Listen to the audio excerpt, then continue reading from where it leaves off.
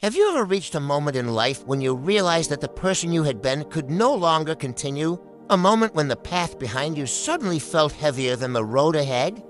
Sometimes life brings us to a place where we must confront not only our circumstances, but ourselves.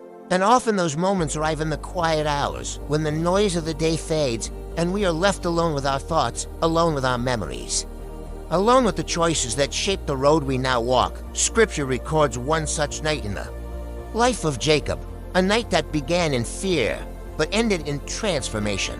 Your name shall no longer be called Jacob, but Israel, for you have struggled with God and with men, and have prevailed.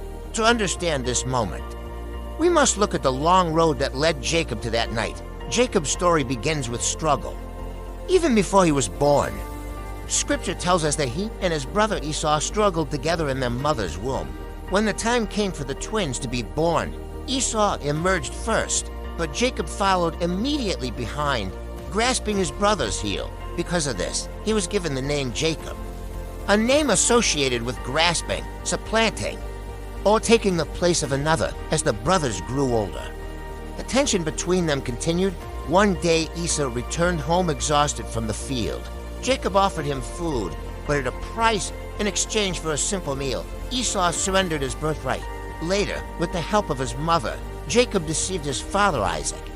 Disguising himself as Esau, he received the blessing when Esau discovered what had happened. His anger was fierce.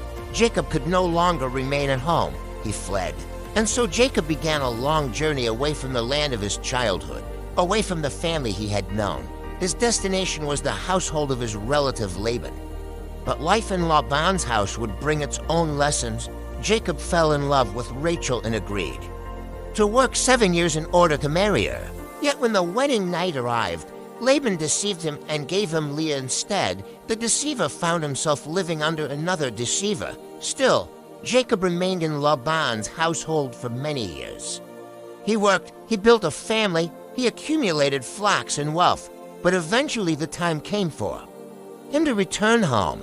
And returning home meant facing the past he had once fled. Esau was still there. As he approached, messengers returned with troubling news.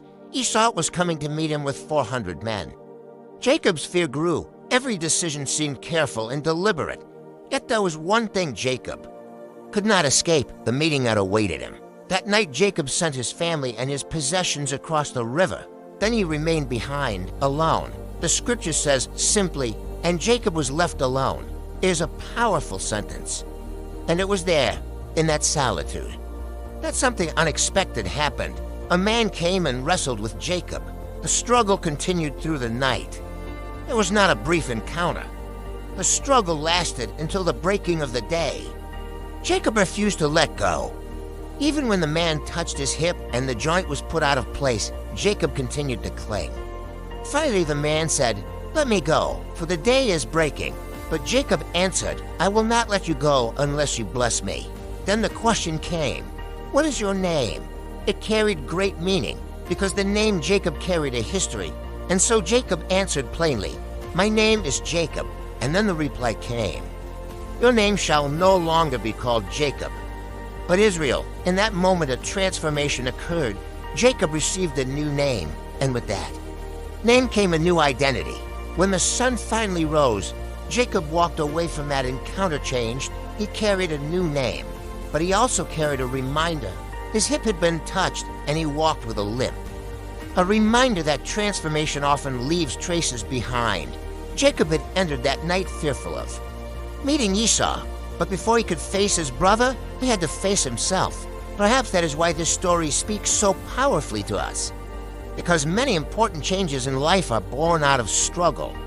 Moments when we wrestle with our fears, moments when we wrestle with our past, when we refuse to let go until we are transformed. Jacob entered that night as the man he had always been. But by the time morning arrived, something had changed. So the question becomes personal. If I am Jacob, how do I become Israel? Jacob became Israel because he refused to walk away from the struggle. He stayed. He wrestled. He confronted the truth about himself, and when the moment came, he held on until the blessing arrived. "I will not let you go unless you bless me." The God who transformed Jacob can transform you as well, because the God of Jacob is also your God. Do not run from the struggle that reveals who you are. Stay with it. Wrestle through it. And hold on until the morning comes, because somewhere between the darkness and the dawn, Jacob becomes Israel. And if this reflection has helped you see the scriptures in a deeper way, consider subscribing to Bible Roots. In the next episode, we reflect on another powerful question. Where are you? Until then, keep searching the roots.